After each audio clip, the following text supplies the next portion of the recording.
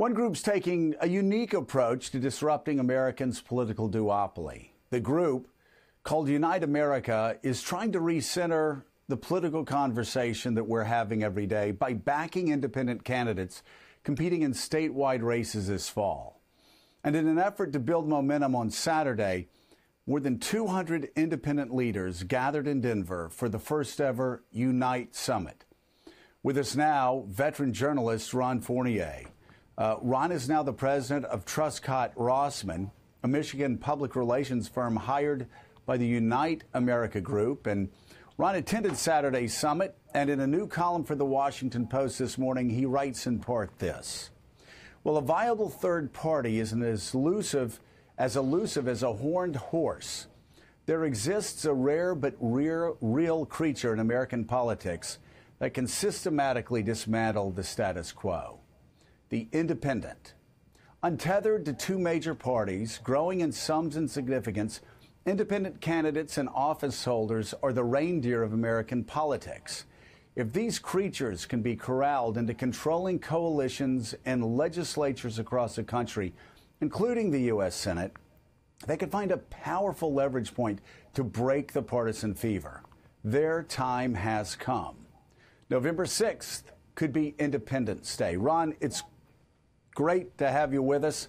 We're going to go to Nick Confessori with first question. Nick. Ron, it's good to see you. Hey, Nick. You know, I've seen and you've seen this story before. I have heard so many people argue for it's time for the independent. They're finally here. It's going to change everything. What is different this time? Because in the past, we've seen this movie and it ends the same way, in either defeat for the independent candidate or for electing an opposing candidate who tends to be more contrary to the view of the independent. What's different this time? Well, first of all, Nick, as you know, and Joe knows, we've been talking about this forever, and there is no guarantee this is going to happen, and it's not going to happen overnight. But what has changed is people are even angrier than ever. We've seen this anger turn Bill Clinton into president, Barack Obama into president, Donald Trump into president. And what's you know, we have the plain and simple fact that there are more independents in this country than there are Republicans and Democrats. What Unite America is trying to do is to get over one of the two big hurdles. One is the rules are rigged against independent candidates. The Republicans and Democrats have the rules rigged in a way where it's almost impossible to get on ballots and to get the structure you need. But the big problem is the issue you're talking about, viability.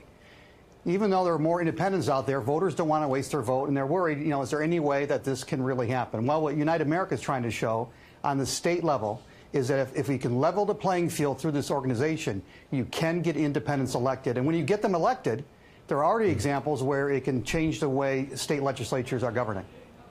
Ron, this Susan Page here. We've covered. Hey, we've covered a lot of campaigns together.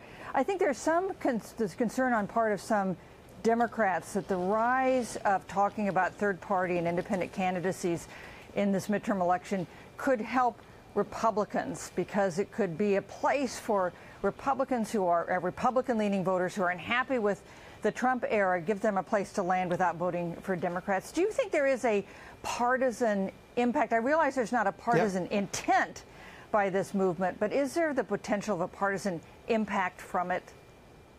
Definitely, Susan, and you and I have been covering this long enough to know that Republicans make the same argument. Don't vote for independents, you might help the other guy. And Democrats say, don't vote for independents, you might help the other guy. Well, when are we going to stop saying that and actually have a movement in this country that speaks to the 40% of Americans who don't like either party, who are forced to vote for one party if they're going to vote at all? We have to give those folks some voice. The system has got to be open to more than two choices. You can't go into a drugstore anywhere in America and only be able to pick between two kinds of toothpaste. How is it that we're going to limit ourselves because of the fear of the other guy to only two choices in politics? Makes no sense. You know, Ron, this could have a real impact, especially in the United States Senate. If you had 5, 6, 7 independent senators that voted as a bloc, they could influence how the Senate and basically how the government went for quite some time.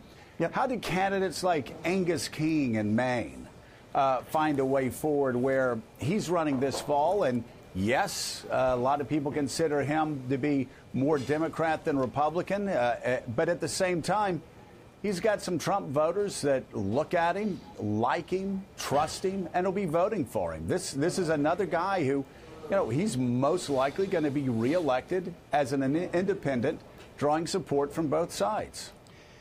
Well, because he's got the two things that Unite America is trying to get established nationally. One, he's got the infrastructure that can at least level the playing field against the duopoly. And two, in Maine, voters have seen that it can happen. Take Alaska, for example. You have up there an independent governor with a Democratic lieutenant governor who, because one lawmaker flipped from Republican to independent, they were able to forge a governing coalition. It includes Democrats, 3 or 4 Republican moderates, and a couple independent members of the legislature, and they were able to put through a very courageous, very hard-fought budget plan that neither the Democratic Party on its own or the Republican Party on its own would have dared to touch.